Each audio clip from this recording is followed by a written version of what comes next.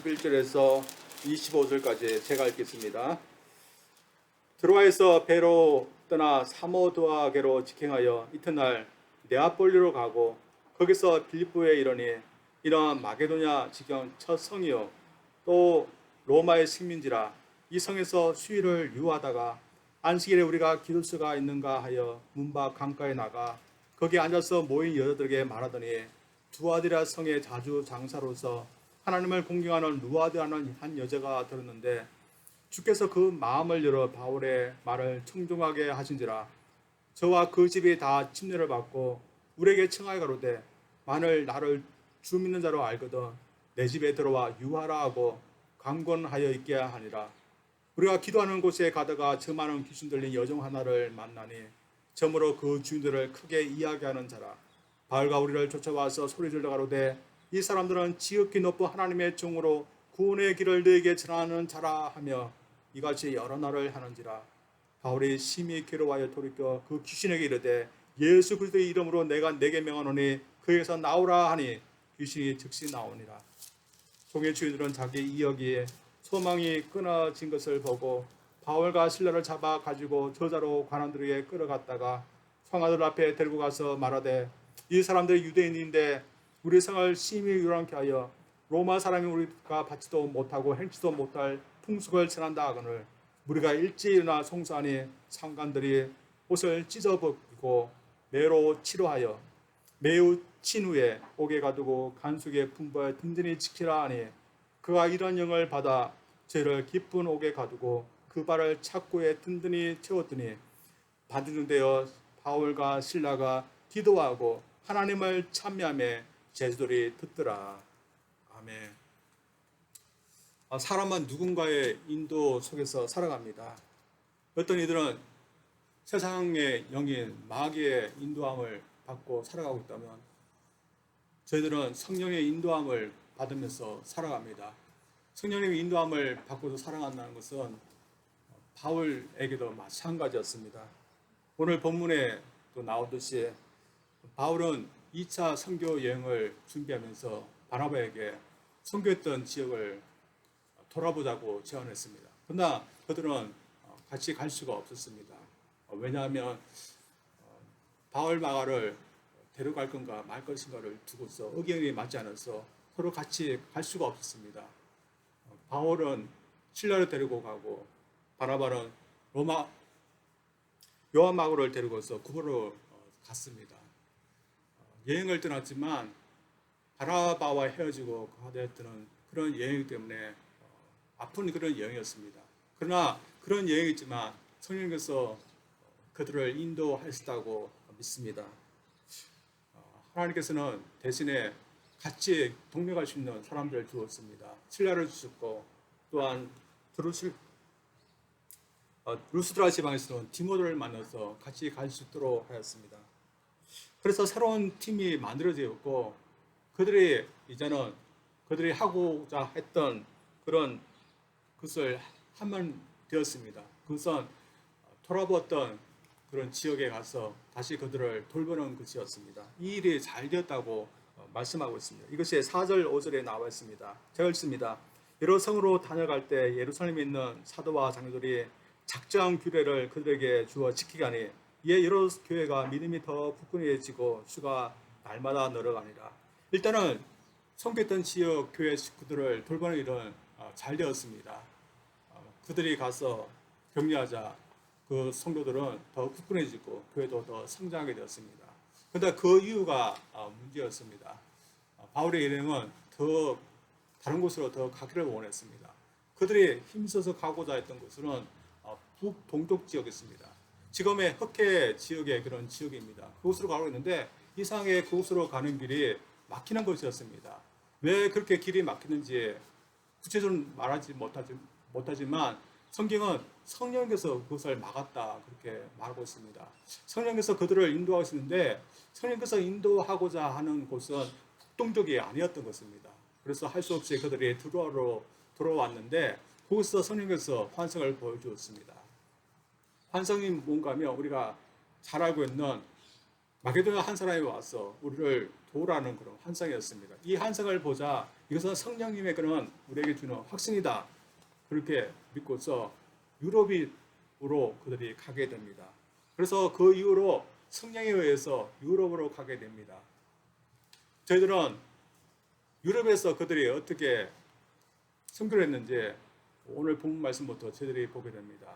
저희들도 성령의 인도를 받기 때문에 우리가 어떻게 살아야 되는지 좀 달라야 된다고 생각합니다. 오늘 성령의 인도를 받아서 유럽에 가서 선교했던 이들의 모습을 통해서 우리가 성령의 인도를 받기 때문에 우리도 어떻게 해야 되는지 한번 보기를 원합니다. 먼저 성령의 인도하심을 받고 있기 때문에 주어진 상황에 저들 최선을 다해야 됩니다. 바울의 일행이 성령의 인도하심에 따라 오게 된 유럽의 첫 관문은 빌립보였습니다. 오는데 이틀밖에 걸리지 않았습니다. 오래 걸리면 5일이나 걸리는데 이틀밖에 걸리지 않았던 것은 빠르게 온 것입니다. 그래서 일이 잘 풀려지고 있기 때문에 선교가 잘 될 것이라는 그런 기대감을 가지고서 이 빌립보를 방문했을 것입니다. 그리고 이 빌립보 지역은 알렉산더 대왕의 아버지 빌립의 이름을 따서 세워진 도시인 만큼 세련된 도시였고 또한 그곳에는 광산이 있어서 그래서 그랬는지 로마 군인으로서 퇴역했던 사람들이 많이 와서 살았던 그런 지역이었습니다. 그러나 또한 이 지역은 헬라 문화가 왕성했던 그런 본고장이라고 할 수 있습니다. 알렉산더 대왕이 태어난 곳이 그리스의 펠라라는 지역인데 이 같은 영향권에 이 지역도 있었습니다. 저희들 알고 있듯이 알렉산더 대왕은 아리스토텔레스라는 그런 철학자에 의해서 교육을 받았는데 이 철학자 유명했지만 인간 중심의 그런 철학과 또한 사상을 전했던 그런 사람이었는데 이것을 알렉산더 대왕이 여러 곳을 다니면서 헬라 문명, 헬라 철학이라는 이름으로 전했던 것입니다. 그리고 이 빌립보도 이런 영향권 아래에 있었던 것입니다. 그래서 살기 좋은 곳이었지만 인간 중심의 문화와 철학이 왕성했고 번성했던 그런 곳이었습니다. 성령은 이런 곳에 이들을 보냈었던 것입니다. 그래서 이들이 여기 왔을 때 어느 곳에부터 복음을 전해들지 좀 막연한 그런 곳이었습니다. 그곳에는 해당조차가 없었습니다. 그러나 그들은 해당조차 없는 이곳에서 어디에 가서 복음을 전할지 몰랐지만 그러나 하나님께서 성령을 통해서 이곳으로 저희들을 보내줬다고 믿었기 때문에 그들은 그곳에서 최선을 다했습니다. 그래서 최선을 다한 결과 그들은 강가에로도 한번 가보자 그렇게 했습니다. 유대인들은 해당이 없으면 강가로 가서 예배를 드렸는데 안식일 날 한번 가보게 됐습니다. 근데 마침 여인들이 모여서 기도를 하고 있었습니다. 이 여인들이 기도했을 때 어떻게 했을까요? 그냥 지나치지 않고 그들에게 복음을 전했습니다. 그럴 때 하나님께서 한 여인을 붙여줬습니다. 그 여인의 이름이 루디아라는 그런 여인이었습니다. 하나님께서 바울이 복음을 전할 때 그녀의 마음을 열어서 그 복음을 듣게 하고 믿게 했습니다. 그래서 다른 여인들은 어떻게 되는지 모르지만 이 여인은 그들이 유럽에 가서 처음으로 수학한 수학이었습니다. 이 누디가 어떻게 할까요? 그 이후로 침례받고 또한 자신의 집으로 초청해서 자신의 집안 사람들도 믿게 하고 또한 언제든지 바울의 일행이 와서 쉴 수 있도록 했던 그런 사람이었습니다. 빌립보서를 보면 이 여인으로부터 시작해서 빌립보 교회가 세워졌고 또한 성장했음을 보여주고 있습니다. 이 교회는 유오디아와 순두교라는 그런 시스템들도 있었고 또한 바울의 일행이 선교할 때 물신양면으로 도왔던 그런 교회였습니다. 그래서 이 교회를 대해서 바울은 내가 어려울 때 어느 교회도 도와주는데 빌립보 교회만이 도와줬다면서 진심으로 감사했던 그런 교회였습니다. 이런 교회 어떻게 세워졌던 것일까요? 하나님의 인도하심에 의해서 빌립보까지 왔다. 그렇기 때문에 최선을 다해야 된다. 그런 마음으로 최선을 다하기 때문에 이런 하나님의 동역자도 만날 수 있고 교회도 세워질 수도 있었던 것입니다. 주님은 바울 일행에게 빌립보에 가면 강가에 루디아와 몇몇 여인들이 있을 것이라고 그러니까 가서 전도하라. 그렇게까지는 전해주지 않았습니다. 바울에게 빌립보로 가는 것이 하나님의 뜻이다. 그렇게만 일러주었습니다. 그래서 그는 빌립보로 온 것이 하나님의 뜻이라고 믿었기 때문에 그곳의 상황에서 최선을 다해서 복음을 전했던 겁니다. 그리고 그랬더니 귀한 열매가 있던 것입니다. 저희들도 그러한 것 같습니다. 저희들도 성령님이 우리를 인도하시고 주님이 우리를 인도하고 있습니다. 그러나 주님이 우리를 인도하시지만 주님이 오늘은 우리에게 무슨 일이 일어날 거다. 누구를 만나야 되고 또한 우리가 무슨 일을 해야 하는 것까지 말씀하실까요? 그런 경우도 있지만 대부분 그렇지 않고 주님이 우리를 인도하고 있을 테니까 우리가 살고 있는 이 상황, 하나님의 그런 뜻을 위해서 최선을 다해라. 이렇게 말씀하신다고 믿습니다. 그래서 저희 믿는 사람들은 더 좋은 환경만을 구하지는 않습니다. 우리가 볼 때 완벽한 환경은 없습니다. 지금 우리가 처해 있는 환경, 빨리 벗어나고 싶은 그런 환경입니다. 어제도 뉴스를 보니까 하와이 코로나 확진자가 300명이 넘었습니다. 언제 이런 상황이 끝날지 모르는 상황이 계속 이어지고 있습니다. 저는 이런 뉴스를 볼 때마다 도대체 어느 지역에서 도대체 누가 이렇게 조심하지 않아서 감염되나 이런 모습을 볼 때 참 답답함을 느낍니다. 모든 사람들이 빨리 이런 환경이 빨리 지나갔으면 바라는 마음 똑같을 것입니다. 그러나 이런 환경 빨리 지나가고 다른 환경이 오면 더 좋을지 모르지만 그러나 완벽한 환경은 없습니다. 그래서 저희들이 환경을 바꾸기 위해서 노력하지만 그러나 우리에게 주어지는 환경, 우리가 어떻게 하며 사는 것이 더 중요하다고 믿습니다. 주님은 이런 환경에서 이런 환경에서도 우리를 인도하시지 않는 것은 아닙니다. 주님을 모시고 주님을 의지하는 하나님의 자녀가 처한 그 상황은 주님이 함께 하시고 주님이 인도하시는 그런 상황인 것입니다. 그래서 우리에게 왜 이런 환경에 왔을까? 누구 때문에 이렇게 되었을까? 그렇게 원망하는 죄들 되지 아니하고 이런 상황 하나님께서 성령을 통해서 우리에게 또한 허락하신 환경이고 또한 우리가 인도돼서 오는 환경인 이상 저희들 이 환경 속에서 최선을 다하기를 원합니다. 제가 설교를 준비하면서 보았던 그런 이야기입니다. 하월즈라는 성균사님에 대한 그런 이야기인데 이분이 어느 날 선교 집회에 갔다가 선교 서명을 받게 되었습니다. 근데 이분이 영국 사람인데 하나님께서 가라는 곳이 아프리카였습니다.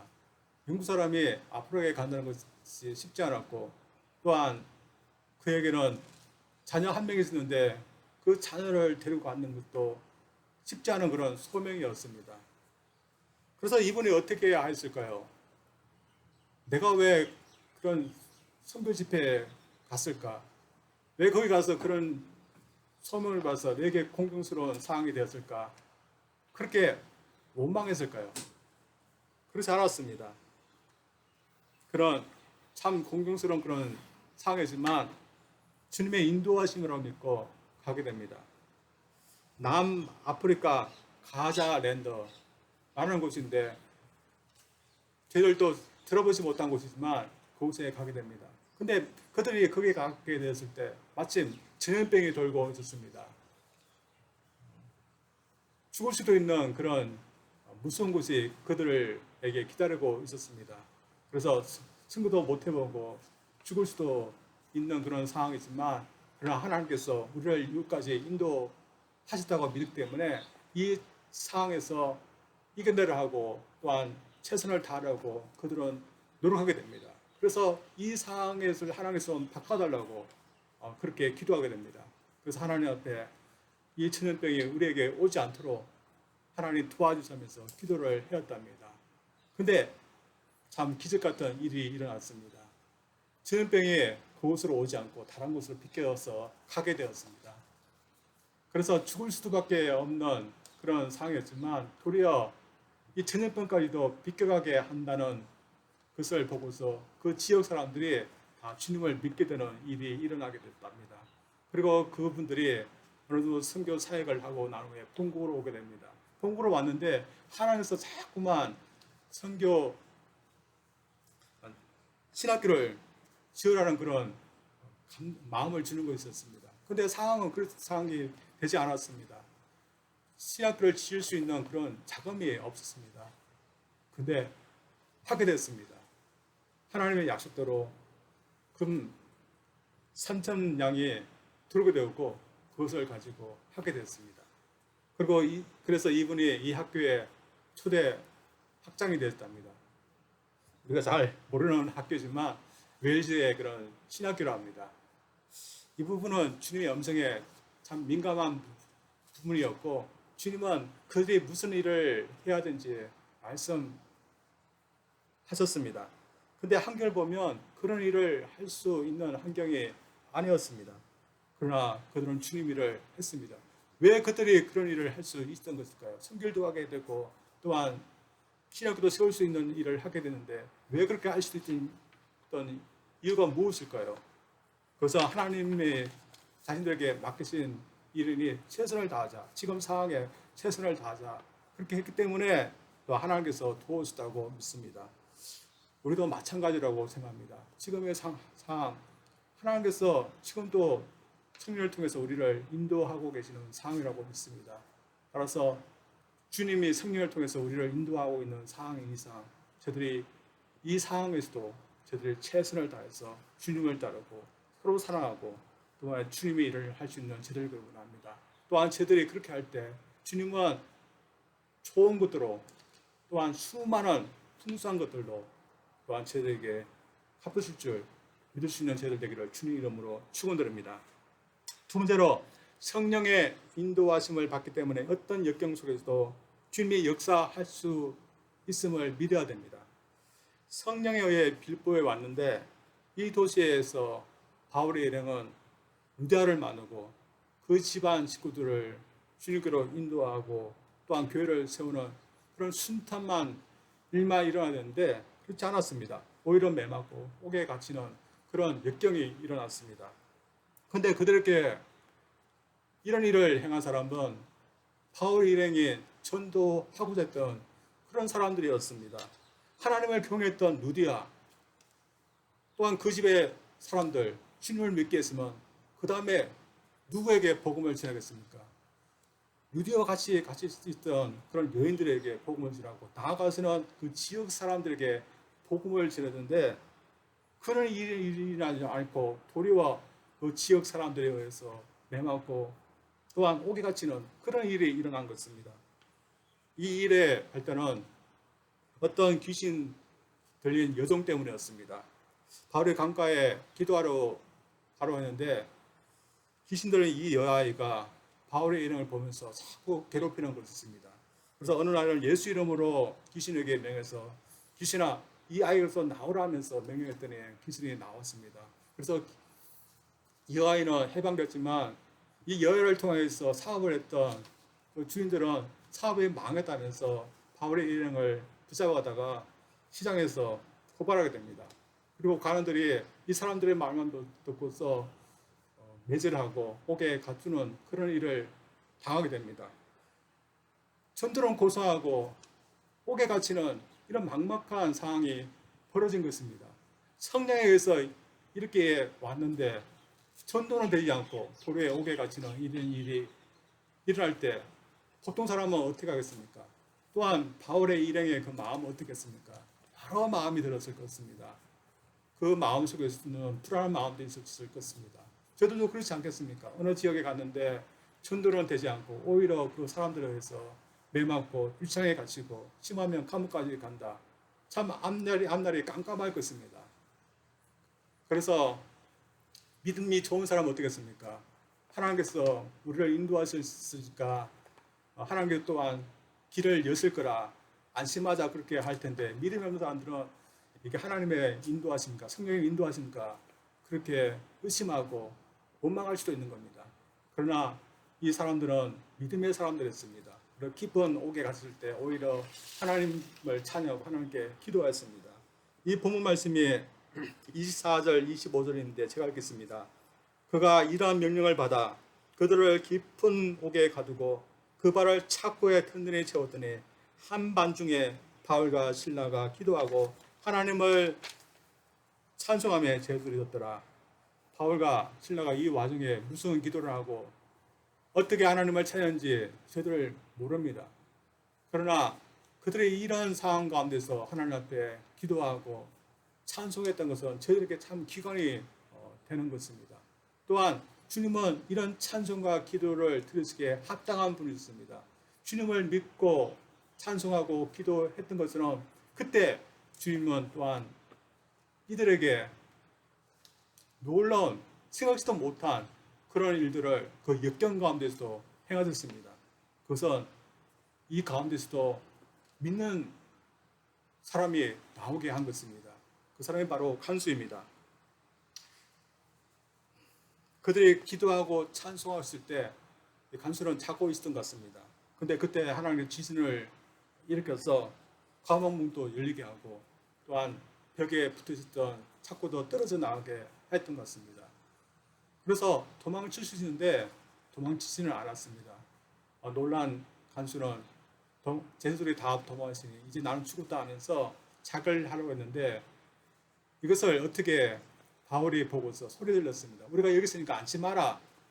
그렇게 했습니다. 이 말을 들을 때 이 간수가 감동을 했던 것 같습니다. 그래서 불을 들고 왔어요. 엎드렸어. 선생님들이 내가 어떻게 하면 구원을 받을 수 있습니까? 하면서 스스로 어떻게 하면 구원을 받을 수 있는가 하면서 구원받기를 요청했습니다. 그래서 결국 그가 복음을 듣고 그도 또한 집안 식구도 구원을 받는 일이 일어나겠습니다. 어떻게 보면 이런 일이 우리 일상 속에 우리 같은 사람에게도 일어날 수 있는가 할 정도의 그런 일입니다. 그러나 이런 일이 평상시에 자주 일어나지 않지만 이런 일이 일어난 것은 주님은 역경 가운데서도 자신이 하고자 하는 어떤 일도 할 수 있다는 것을 저희들에게 말해주고 있는 겁니다. 인간 생각으로는 바울과 실라 매맞고 감옥에 갇혔으니 그들이 어떻게 될 것 같습니까? 상관들이 풀어주지 않으면 계속해서 갇힐 것이라고 믿지 않는 사람은 그렇게 생각할 것입니다. 어떤 주식에 따르면 이 깊은 감옥은 고문을 하는 그런 장소일 수 있다 그렇게 말했습니다. 이 주식이 맞다면 상관들이 와서 더 조사하기 위해서 고문을 할 수 있는 겁니다. 어떻게 보면 하나님의 도우심, 주님의 도우심을 믿지 않는 사람들이 생각할 때 이렇게 일이 흘러갈 수 있는 겁니다. 고문을 당하지 않지만 며칠을 같이 있다가 풀려나는 것이 우리의 인간의 생각하는 그런 일인 것입니다. 그래서 많은 사람들이 유치장이나 감옥에 갇히게 되면 이제는 희망이 없다. 그렇게 생각합니다. 어떤 목사님이 한국에 유치장에 가서 설교를 하고 또한 위로하는 그런 사역을 하셨답니다. 그분 나름대로 열심히 설교를 준비해서 설교를 하셨답니다. 근데 설교했는데 모두들 반응이 무표정이었고 관심이 없다는 그런 표정이었답니다. 너무 억지로 와 있어서 설교를 듣지만 그들의 마음은 어땠을까요? 그 설교가 자신들의 상황에 어떤 도움이 될 수 있을까? 그런 마음을 갖고 있을 것입니다. 솔직히 보통 사람들 마음에 같이 있는데 설교자가 하는 그런 설교 내용 무슨 도움이 되리라 생각했겠습니까? 그냥 듣기 좋은 소리로만 생각할 것입니다. 그러나 정말 그들에게 도움이 되는 것은 주님의 말씀입니다. 어떤 사람이 나와서 도와서 그들을 나가게 하셨지만 궁극적으로 그들을 구원할 수 있는 분은 예수님이기 때문에 그들이 그 같이 있지만 그들의 진정한 도움을 받기 위해서는 구원받기 위해서는 결국에는 주님을 의지하고 주님의 말씀을 믿고 의지하는 것을 통해서만 진정한 도움을 받을 수 있는 겁니다. 우리도 역경을 만날 때 주님을 믿고 의지하면 주님의 놀라운 역사 행할 수 있음을 믿을 수 있기를 원합니다. 바울과 실라 매맞고 옥에 갔을 때 일이 잘 되지 않을까? 그들은 걱정하지 않았던 것 같습니다. 그들에게는 주님을 믿는 마음이기 때문에 주님이 어떻게 하실 거다 그렇게 믿고서 그들의 불안과 또한 걱정 다 내어 맡겼던 것입니다. 그리고 그 믿음대로 주님은 그들을 지켰었고 또한 그들이 할 수 없다 하는 그런 일, 전도한 일까지 이 옥에서 할 수 있도록 하였습니다. 이것은 또한 간수에게 전한 복음도 마찬가지였습니다. 간수가 들어오면 내가 어떻게 하면 구원을 받을 수 있습니까? 이렇게 했을 때 바울은 주 예수를 믿으라. 그러면 너와 내 집이 구원을 받으리라. 담대하게 주 예수를 믿는 것이 구원받는 것이라고 전했습니다. 믿음 없는 사람들이 이렇게 말 못하지만 바울과 실라는 어떤 역경, 어떤 인생의 공고, 또한 죽음, 심판까지도 구원할 수 있고 또한 해결할 수 있는 분은 오직 주님이심을 담대하게 전했던 것입니다. 또한 그렇게 했을 때 이 간수의 간정은 그런 구원을 받을 수 있다고 믿습니다. 저들 죽어 천국에 가기 위해서는 주님의 구원하심이 필요하다는 것을 알고 믿고 있습니다. 그러나 주님은 그때만에 역사하는 것이 아닙니다. 지금도 우리가 의지할 수 있고 믿을 수 있는 분입니다. 그래서 많은 믿는 사람들이 역경이 오고 또 어려움이 찾아올 때 주님을 믿는 믿음으로 낙심하지 않고 오히려 힘을 내었습니다. 그래서 역경 가운데 주님을 의지하고 믿었더니 오히려 간수가 주님께 돌아오는 그런 일, 이 실라와 바울에게만 일어나는 일이 아니었습니다. 믿는 자 모두가 경험할 수 있는 거며 또한 믿는 자들의 또한 경험했던 왔던 그런 것이었습니다. 이것을 경험했던 사람이 존 번영이라는 그런 우리가 잘 아는 사람이었습니다. 그런 가난한 집에서 태어났습니다. 가난한 집에서 태어나서 제대로 교육도 받지 못하고 16세 때는 신기되어서 3년간 전투에 참여하게 됐습니다. 많은 그런 동료들이 추구하는 것을 보면서 어렵게 이 생활을 하다가 돌아오게 됐습니다. 그리고 집안에 들어와서 아버지를 도왔습니다. 그때 결혼하게 됐습니다. 그리고 4자녀를 낳았습니다. 근데 4자녀 중에 한 명은 태어날 때보다 소경이었습니다. 근데 얼마 후 자신의 사랑하는 아내가 먼저 떠나게 됩니다. 얼마나 고통스러웠겠습니까? 그 이후 그는 재혼을 하게 됩니다. 근데 그는 25세부터 복음에 대한 뜨거운 마음이 있어서 그 복음을 전하고 됩니다. 근데 하필이면 이때 어떤 전도도 하지 못하고 어떤 설교도 하지 못하고 왕이 명령을 내렸던 그런 시기였습니다. 그래서 그런 붙잡혀서 12년간 감옥살이를 하게 됩니다. 그의 아내가 석방을 위해서 계속해서 노력했지만 결국 12년 동안 감옥살이를 하게 됩니다. 누가 봐도 억울하고 누가 봐도 한이 많을 것 같던 존 번연입니다. 근데 이 존 번연은 이 어려운 시기에 특히 감옥에서 보낸 이 시기에 그냥 보내지 않았습니다. 비록 바깥에 나가서 마음껏 전도하고 설교하지 못하지만 그래도 이 감옥에서 그는 하나님께 묵상하고 기도하고 글을 쓸 수 있었습니다. 그래서 그가 이 기간 동안에 하나님은 그를 통해서 놀라운 일을 했는데 그가 쓴 책이 오늘날 우리에게도 너무나 유명한 철로 역정입니다. 성경담으로 많이 읽힌다는 그런 책입니다. 하나님은 그에게 역경을 허락하시지만 그 역경을 통해서 저는 하나님을 더 가까이 하고 또한 놀라운 일들을 하게 했습니다. 역경을 통해서도 하나님은 그 사람을 통해서 일하신 것입니다. 오늘도 저희들 이런 믿음을 갖기를 원합니다. 그래서 역경이 와서 오면 하나님이 더 이상 우리를 돌보지 않는다. 그런 저희들 생각하지 마시고 역경을 통해서도 하나님은 언제든 일을 할 수 있다. 그런 믿음 저희들 갖기를 원합니다. 그래서 주님이 우리가 죽어서 갈 때만 필요한 그런 분 아니라 우리가 언제든지 의지하고 또한 저들이 찾고 의지해야 될 그런 분임을 저들을 믿어서 역경 속에서도 우리와 함께 할 수 있는 그런 분으로 저를 믿고 그분의 인도하심 또한 그분의 구원하심 또한 그분의 도우심 우리가 매일매일 경험하면서 살아가기를 주님 이름으로 축원드립니다. 우리 기도하겠습니다. 하나님 아버지 감사드립니다. 우리가 성령의 인도하심을 받기 때문에 우리가 지금 살아가는 삶도 참 하나님의 그런 인도하심 가운데 살아가고 있는 그런 삶임을 고백합니다. 우리가 성령님의 인도하심을 받기 때문에 우리가 어떻게 살아가겠습니까? 바울과 실라 성령의 인도하심에 의해서 유럽의 첫 관문인 빌립보에 갔습니다. 참 불모지 같던 그런 곳이었지만 최선을 다해서 그가 복음을 전했을 때 또한 귀한 열매들이 있었고 교회도 세워졌고 또한 역경 속에서도 간수라는 그런 귀한 영혼을 얻었습니다. 하나님 성령께서 인도하시기 때문에 우리의 삶에 참 복될 줄 믿습니다. 우리의 삶의 길이 열릴 줄 믿습니다. 또한 소망이 있을 줄 믿습니다.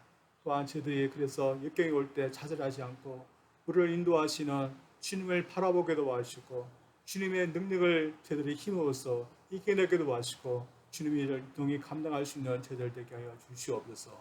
예수님 이름으로 기도합니다. 아멘.